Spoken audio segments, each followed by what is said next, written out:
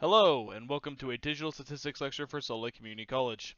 In this video, we're going to be going through section 5.3 for Math 1040, Independence and the Multiplication Rule. So, up to this point, we've been going through section 5.1 and 5.2, dealing with a lot of probability rules, and specifically in 5.2, we just dealt with the OR probability rule. That being the addition rule, where we have the probability of E or F equaling the probability of E plus the probability of F minus the probability of E and F.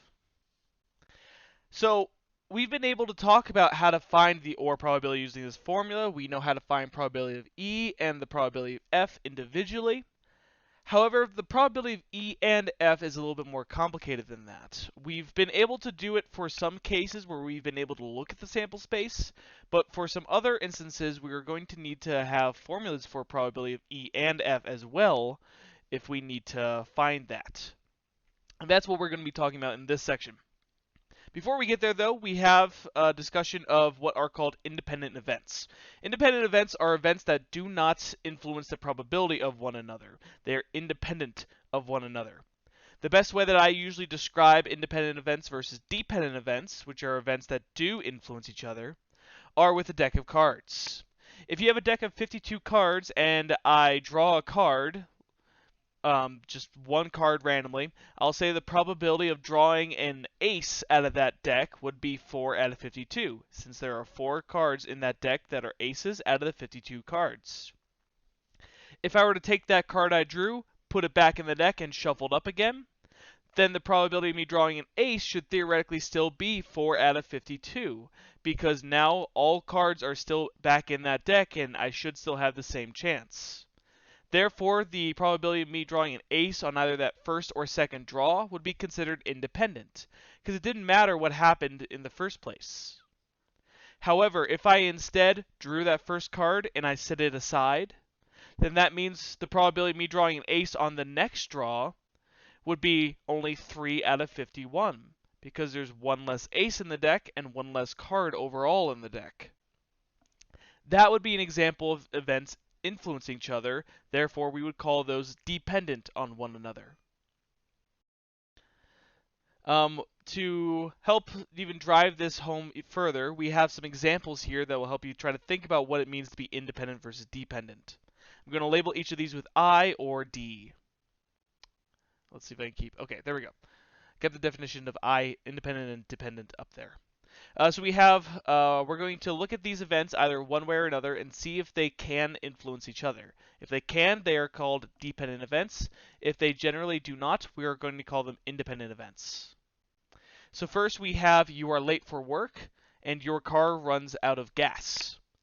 Okay, well, in that case, I look at that second event and I say, well, if my car runs out of gas, that likely is going to influence the probability of me being late for work. Generally, particularly if it runs out of gas while I'm on the way to work. So therefore, I would consider these events dependent on one another. They seem to have a likelihood of influencing one another. Comparatively, winning at Monopoly and winning the lottery, these seem to be completely irrelevant to one another. The chance of you winning at lottery is not going to influence the chance of you winning Monopoly or vice versa. So these we would consider independent of one another. Thirdly, you gain weight. You eat fast food for dinner every night. Well, if you eat fast food for dinner every night, that likely is going to influence your weight gain. So, that would be dependent. Notice I'm looking at either direction, not simply just the first line to the second line. I could also go from the second line up to the first line. See if they influence each other in any way. Thirdly, speeding on the interstate and being pulled over by a police officer.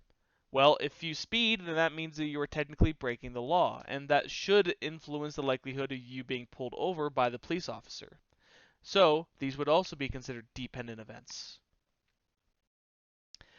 Fifth, we have owning a dog and growing an herb garden. So, I have some contention here. I very often will see some students say that this is independent, and I will also see that some say dependent, and I can see an argument for either. Some would say that the likelihood of you owning a dog or you owning a dog is not going to change the probability of you owning an herb garden. Those seem completely irrelevant to one another. But others would argue that if you own a dog, that may decentivize you to grow an herb garden because dogs like to dig up things, including things in gardens. So it could be counterproductive to try to grow an herb garden if you have a dog that is very active in those kind of activities. So I could see either an argument for independent or dependent here. A little bit up to the reader there. The last one, though, is much more cut and dry. Robbing a bank and going to jail. If you rob a bank, like before, you are breaking the law, so you are more likely to go to jail than if you were to not rob a bank. So those do seem to influence one another in one way or in some way. So we would consider these dependent. Okay. Now, a weird note before we move on. This is going to be a little bit complicated. Knowing two events are disjoint means that the events are not independent. That kind of sounds weird. If you remember, disjoint means that they cannot happen at the same time, and that then means that they are independent of one another. That does sound kind of strange. The reasoning here says why knowing one disjoint event occurs means we know that the other one did not, since they cannot both happen, which means the probability has been affected. So it's trying to think about something like, if I roll a six-sided die, I could consider two events. I could consider maybe the probability of me rolling an odd number, which would be a 1, 3, or a 5, or me rolling a 6. Well, if I know that one of them happened, for example, if I know that I rolled an odd number, then that means that I know that I did not roll a 6. Therefore, if I know that one thing has already happened, if I know that I rolled an odd number and that is disjoint from rolling a 6 because they don't share anything in common, that means me knowing that I rolled an odd number has influenced the probability of me rolling a 6. So that's what it means to consider two events that are disjoint, therefore also meaning that they are dependent. It's a very small thing. You don't see it too much here, but it's just a very interesting note to keep in mind. Okay, so as I said at the beginning, we had already discussed the OR probability rules, the addition rule, and now we're going to be dealing with the AND rule, which is going to be the multiplication rule. We have for independent events, if you're trying to find the probability of E and F, in order to do that, all you need to do is take the probability of E and multiply that by the probability of F. It's as simple as that. Note that this is for independent events, however. We will talk about what to do with dependent events in section 5.4. We also have a reminder down here for the addition rules for disjoint and the general rule. But note that now what we have is the probability of E and F. We know how to find that. Therefore, we can apply that to the general rule. So if we don't know the probability of E and F originally, we can now calculate that ourselves in order to find the probability of E or F. So it'll allow us to find a piece that maybe was not already given to us or is not easily countable like some of the previous questions. Let's do some examples here. First, what is the probability that you flip a fair coin twice and get heads on both flips? This is going to be an AND situation. Kind of like before with OR, you're always looking for that very small word of OR. This one doesn't really have the word AND. However, what we do see is that we're flipping a fair coin twice. Basically, that means that we're doing it in a row and we're looking at both. Both or in a row, something like that, those are all instances of AND, because what both means is that if I'm getting heads on both flips, that means I'm getting heads on the first flip and I'm getting heads on the second flip. And therefore, we're going to find the probability of this. Well, that's going to be the probability of me flipping a head on the first coin times the probability of me flipping a head on the second coin. These would be considered independent because when I flip a coin, that's not going to influence the chance or what I'm going to get on the next flip of that coin. They should be independent of one another. Well, for the first probability, the probability of me getting a head on a coin should be 1 out of 2, or 50%, times the probability of me getting a head on the second coin. Since it's independent, the probability should not change, should still be 1 out of 2. Therefore, when I multiply these, when you multiply fractions, you go straight across. So you multiply the numerators together, and then you multiply the denominators together. So we get 1 times 1 over 2 times 2. So we get 1 over 4. And that's it. Second problem. What is the probability that you flip a fair coin 3 times and get heads each time? Okay, again, this is just like the last problem. We're doing things in a row, and we're considering consecutive events. In this case, we're considering the probability of getting a head on the first flip, and getting a head on the second flip, and getting a head on the third flip. That's what it means to get heads 3 times in a row. So this is just going to be like the last one, where we have 1/2 times 1/2, and then times another 1/2 for the third one. Multiply all these together. On top you get 1 times 1 times 1, which is 1. And on the bottom you get 2 times 2 times 2, which is 8. Thirdly, what is the probability of obtaining 4 ones in a row when rolling a fair 6-sided die? Remember, a 6-sided die has the numbers 1 through 6 on it. So 4 ones in a row would mean on the first roll we get a 1, second row we get a 1, so 1 and 1 and 1 and 1. That's what it means to get 4 ones in a row. We're getting 1 on the first roll, and also on the second, and on the third, and on the fourth. So because I can link those with the word and, that implies we're going to be doing multiplication. Well, the probability of me getting a 1 on the first roll is 1 out of 6. Once I've rolled that first die, the next probability of me rolling another 1 is still 1 out of 6. And then the probability of me rolling another 1 is still 1 out of 6.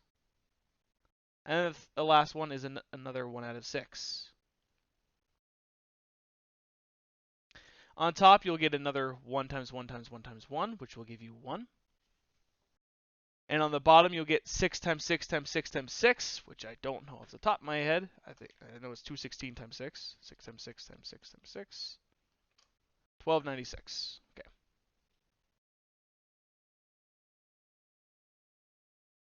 So 1 out of 296, or 1296.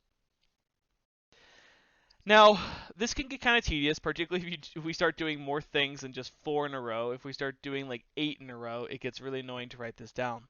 There is a little bit of a faster way to do this, and that is applying an algebra concept, that if you're multiplying the same number by itself multiple times in a row, the way that you can simplify that down is using an exponent. An exponent is a number that indicates how many times you multiply a number by itself. So in this case, if we're taking 1/6 and multiplying by itself 4 times overall, then we can simplify this down as 1/6 to the 4th power. To show that, we had 1 out of 1296, well, 1 divided by 1296, sorry, which gives us that number. And then if we try to do 1 out of 6 in parentheses, and I do an exponent, which I could do with a caret, you'll see the caret above the division sign. So 1 out of 6 to the 4th power, I should get the same number. So it still works out. I will also note that you get as a decimal 7.716, which seems kind of strange. However, what you need to check is the end there. You see E negative 4. What that means is that this is going to be in scientific notation, which means that the decimal is so small that the calculator does not want to display a lot of zeros. So instead, it's going to indicate what the first significant digit is after the decimal, and will move the decimal place back according to whatever the exponent is for that scientific notation. So we have here 7.716, and I'll look at that last part, E negative 4. I can indicate the answer like this as a decimal, or what that E negative 4 means is that you take this decimal place and you're going to move it back 4 places. So let's do that. 7716. The decimal is right here originally. So 1, 2, 3, 4. and I'm going to fill in all the empty spaces with zeros. That would be what the decimal equivalent would be, 0.0007716. That's very, very unlikely. It's far less than 1%. It's less than 1,000th. So it's very, very small. Okay. Now, note with scientific notation, depending on your instructor, there are multiple different ways of writing it down. Some want it written down like this, with e-4. Some want you to change it into a decimal form. Some would prefer that you keep it as a fraction instead. I would suggest that you ask your instructor how they prefer scientific notation decimals to be represented. Okay. Now, we have another definition, and this definition is going to be something that applies both complements and the multiplication rule. If you're trying to find the probability of at least one thing happening, the best way to do that is to do 1 minus the probability of none of those things happening. Sounds kind of strange. It's kind of weird that we would do a complement for something that seems as simple as that. Well, think about it this way. Say I have 4 boxes. Let's even make it more complicated. Let's say I have 5 boxes. And I want to say, what is the probability that if I were to shade some of these blue, what's the probability that at least one of them is shaded blue? So each one is basically, it's not going to be blue or it is. So the way that this could happen for at least one of these being blue, I could say this is blue and the others are not. Or I could say this is blue and the others are not. Or I could say this is blue and the others are not. Or these two are blue and the others are not. That's still at least one. Or these 3 are blue and the others are not. Or these 4 are blue and the other one is not. There's a lot of different ways that we can do at least one of these being blue. However, the only way that we can have that not happen is if none of them are blue. Is if I shade none of them blue. Therefore, it's a lot easier to do the complements because the only way that it can't happen is with one situation. Whereas the ways that it can happen with at least one is a lot of different situations. I had at least listed about 7 or 8 of them. There's a lot of different ways that you can have that happen, but it's a lot easier to consider the one way that it can't. For example, we have that about 13% of the population is left-handed. If 2 people are randomly selected, what is the probability that both are left-handed? Now, first I'll say that these are likely independent of each other. Therefore, the probability of one person being left-handed probably does not influence the likelihood of somebody else being left-handed. So we can say that they're independent. We know that for multiplication purposes. The probability that they are both left-handed means the probability that the first person is left-handed and the second person is left-handed. That's what it means to be both. Well, that's the probability of the first times the probability of the second. And we have that's a 13% chance of being left-handed. Therefore, the probability of the first person being left-handed is 0.13 times the second person, which is another 0.13. So I'll indicate that with a squared. If we do that in our calculator here, we'll do 0.13 to an exponent of 2. That should give us 0.0169.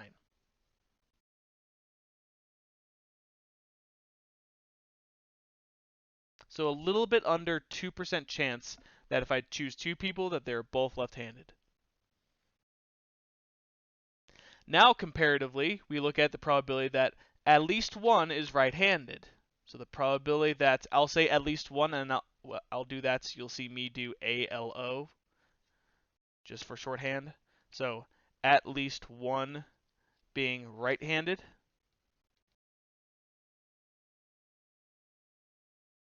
Well, in order to do at least one, based on my formula, we have 1 minus the probability that none of them are right-handed.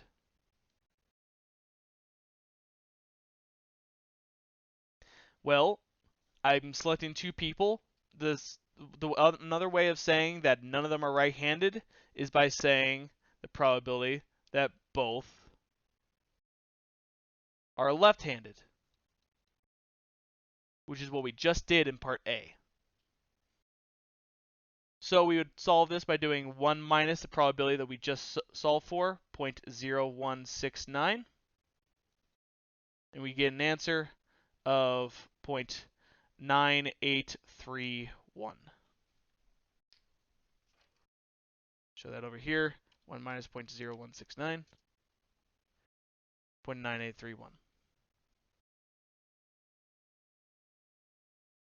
So that's how we're going to solve at least one.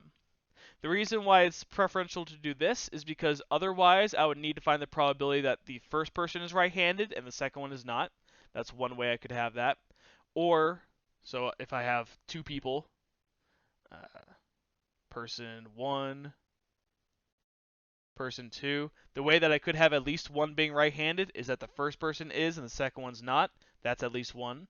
Or the second person is and the first one's not. That's at least one. Or both of them are right-handed.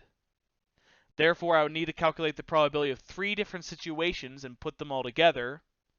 Or I could simply find the one situation where it doesn't happen and take that away from 1, or 100%.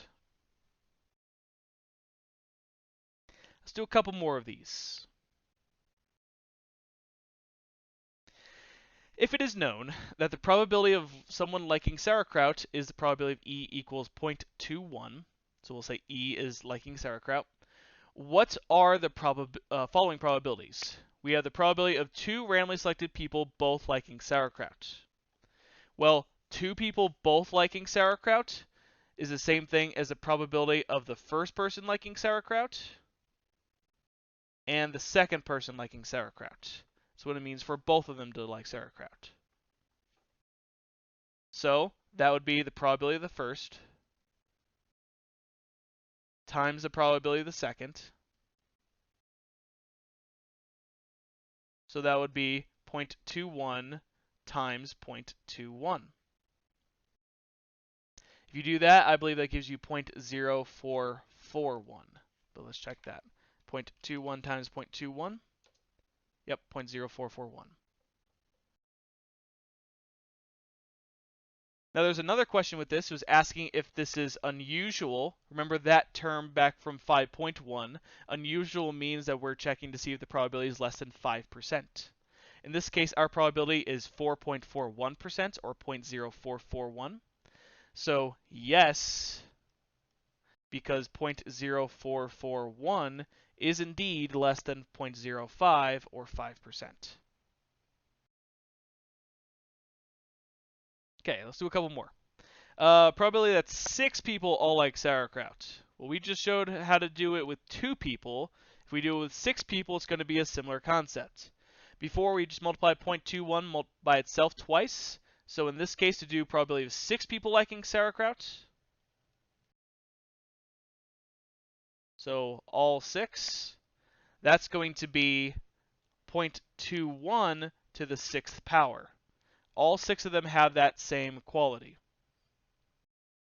If I do 0.21 to the 6th power, I'm going to get a very small decimal that is going to be in the scientific notation. So I'll do 0.21. Remember, I'll do the caret that's above the division sign to the 6th power. We get 8.58 about E negative 5. It's always important to notice that if you do these probabilities and you see a number that looks like it's more than 1, check the end because it's probably in scientific notation. So it'd be 8.85 or 8.58 E negative 5, or if you write it as a decimal by moving the decimal place back 5 places, you would get 0.0000858. A very, very small likelihood. Okay, we have also 3 randomly selected people all do not like sauerkraut. That's very important. Well, we know the probability of somebody liking sauerkraut is 0.21. Therefore, the likelihood of somebody not liking sauerkraut is the complement of that, which would be 1 minus 0.21, or 0.79. That would be the probability of somebody not liking sauerkraut. Therefore, the probability of 3 people not liking sauerkraut, so all 3 do not like sauerkraut, would be the probability that the first one doesn't, so complement for the second one, times, or the first one times the second one, times the third one, or 0.79 to the third power. This one's not going to be incredibly large, but it shouldn't be in scientific notation. 0.79 to the third power gives us 0.493039. I'll just say 0.49 for simplicity.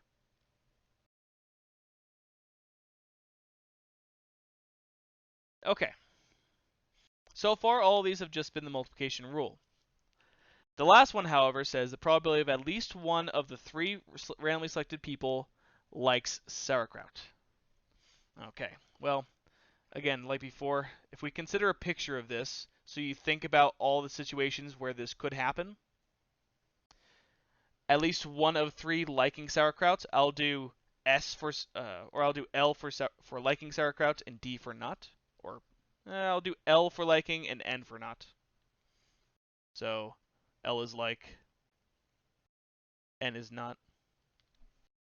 Well, at least one of 3 liking sauerkraut could happen in the way of the first person liking sauerkraut and the second 2 not, or the middle person likes sauerkraut and the others don't, which is a different situation because they're different people.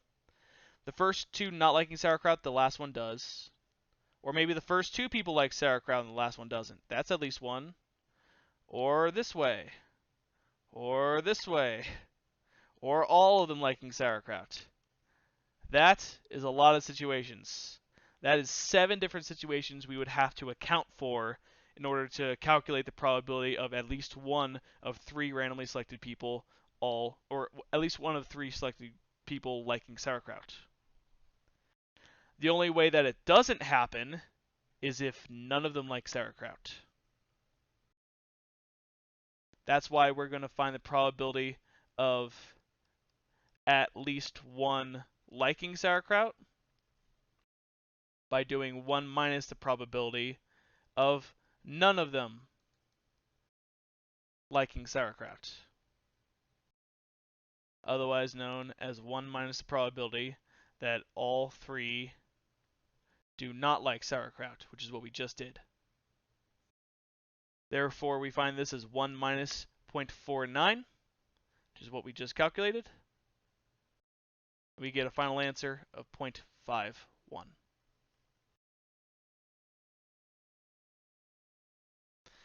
So that's how you do at least one. It's a nice important trick to help you. Otherwise, you would need to calculate all 8 of these, or 7 of these rather, and then add them all together, which is tedious, takes way too long. Can make a problem take either 10 minutes, or you can make a problem take 1 minute. Okay, let's do one more. Christmas lights are often designed with a series circuit. That means that when one light burns out, the entire string of lights goes out. Suppose that the lights are designed so that the probability of a bulb will last 2 years is 0.995. The success or failure of a bulb is independent of the success or failure of other bulbs. First, what is the probability that in a string of 100 lights, all 100 will last 2 years? This is an interesting question because this is typically how things would be advertised. The string of lights would say that each light has a really high chance of surviving the year. But when you have a series circuit like this where they all depend on one another, then that means that you have a problem if at least one of them goes out. So let's first find the probability that all of them are fine. All of them last 2 years. Well, the probability that all 100 last would be the probability of the first one lasts, and the second one, and the third one, and the fourth one, and the fifth one, etc., all the way up to the 100th. Notice that I linked each of those with the word and. Therefore, we're going to be multiplying each of these, or since they're all going to have the same probability, we can just take it to an exponent. In this case, the probability of the first bulb lasts is 0.995, and that is true for the second, third, fourth, all the way up to the 100th. So we would multiply that by itself 100 times, or take it to an exponent of 100. So let's do that in our calculator. 0.995 exponent of 100. That gives us a new probability of, since it was 0.995 was in 3 decimal places, let's also do 3.606. It's the probability that all 100 will last 2 years, which is a lot lower than what they would probably advertise. Alternatively, what is the probability that at least one bulb will burn out? Probability of at least one burnout. Well, the way we do at least one is by doing 1 minus the probability of none of them burning out, which can also be written as, instead of saying none burn out, that's the same thing as saying all 100 last or survive, which is what we just found. So we get 1 minus 0.606, which gives us an answer of 0.394.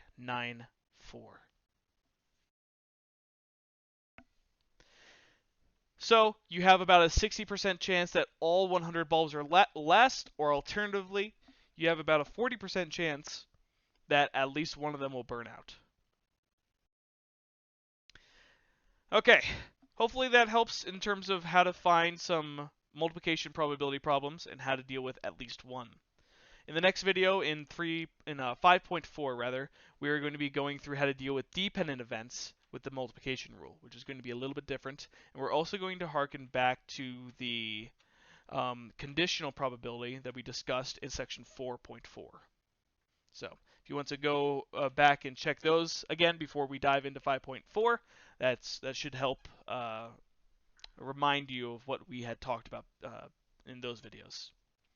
But with that said, you should be able to complete the homework for section 5.3 at this point, so I recommend doing so before moving on to the next section. If you have any questions, feel free to put them into the comments below or ask your instructor directly. I hope you have a nice day.